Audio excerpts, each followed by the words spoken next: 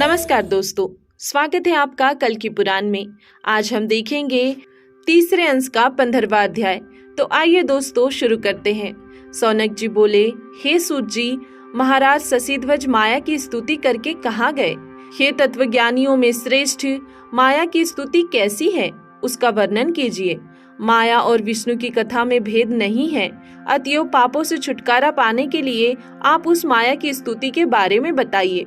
सूत जी बोले, हे मुनिवर, महर्षि मार्कंडेय जी के पूछने पर विशुद्धात्मा सुखदेव जी ने जो अति उत्तम माया स्तव कहा था, मैं उसी स्तुति को स्वयं बताता हूँ। आप उसे सुनिए। मैंने जिस स्तुति को पढ़ा है और सुना है, जिसके सुनने से सभी मनोकामनाएं पूरी होती है और सारे पाप तथा ताप रोग दूर हो जाते हैं, मैं उसी माया स्तव को बताता हूँ। आप उसे सुने।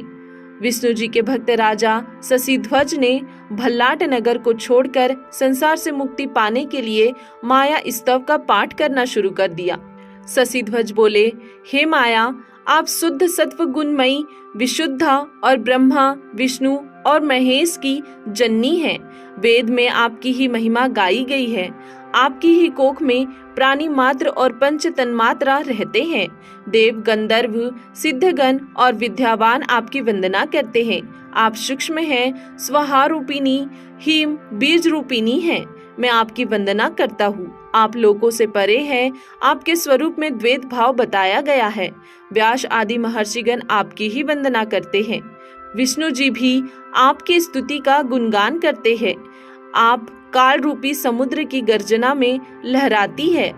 आपकी कुटिल कटाक्ष विलास लीला में संसार के सभी प्राणी संसार चक्र में फंसे रहते हैं।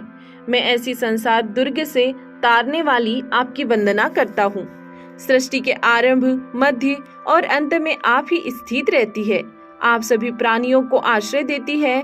पूरी तरह अथवा द्वैत भाव दोनों से आपकी उपासना करने पर आपको पाया जा सकता है। आप देवता, तिर्यक और मनुष्य आदि में अनेक तरह से विभक्त हो रही है। आप सारे संसार की आधार है। आप ब्रह्म स्वरूपिणी है। मैं आपको नमस्कार करता हूँ। आपके प्रभाव से त्रिजगत पंचभूतात्मिका रूप से प्रकाशमान हो रहा है और आपके प्रकाश के बिना तो काल, दैव, कर्म, उपाधि आदि विधाता द्वारा नियत किया गया कोई भी भाव प्रकट नहीं होता। उसी प्रभा से आपसे प्रभावती आपको मैं नमस्कार करता हूँ। आप आभास रूप में, यानी जिससे हमें उस चेतन शक्ति के होने का भान होता है, भूमि में गंध, जल में रस, तेज में रूप, पवन में स्पर्श और आकाश में शब्द, इस प्रकार अनेक रूपों में विराज रही है। इसीलिए संसार में प्रवेश करने के कारण आप विश्व रूपिणी हैं। आपको नमस्कार है। आप ब्रह्म रूपिणी सावित्री है।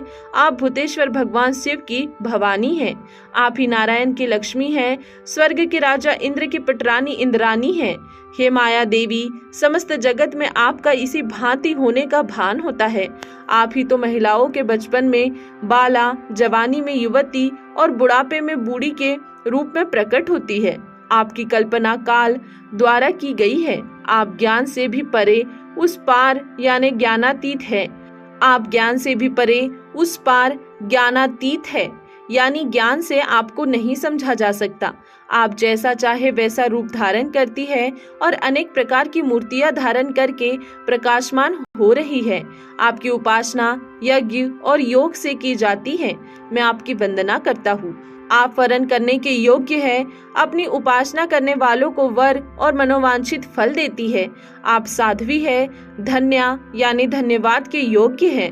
लोग आपका सम्मान करते हैं। आप ही श्रेष्ठ कन्या है और चंडी, दुर्गा, कालिका आदि नाम धारण कर समय के अनुसार अनेक रूप में वेश धारण कर अनेक प्रदेशों में प्रकट होती है।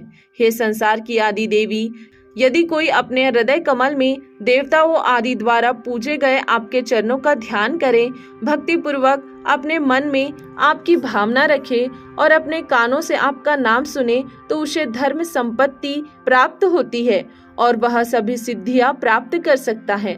इस पवित्र माया स्तव को सुखदेव जी ने कहा था। महर्षि मार्कंडेय जी से इस माया स्तव को पाकर राजा शशिध्वज ने इसी स्तव से सिद्धि प्राप्त की। वन के बीच में स्थित कोकामुख नामक स्थान में तपस्या करके भगवान नारायण का ध्यान करते हुए राजा शशिध्वज सुदर्शन चक्र से मारे गए और इस प्रकार वैकुंठ धाम को चले गए। दोस्तों, यहाँ अध्याय 15वां समाप्त होता है। इसके आगे अगला अध्याय देखेंगे हम अगले वीडियो में। तब तक के लिए धन्यवाद।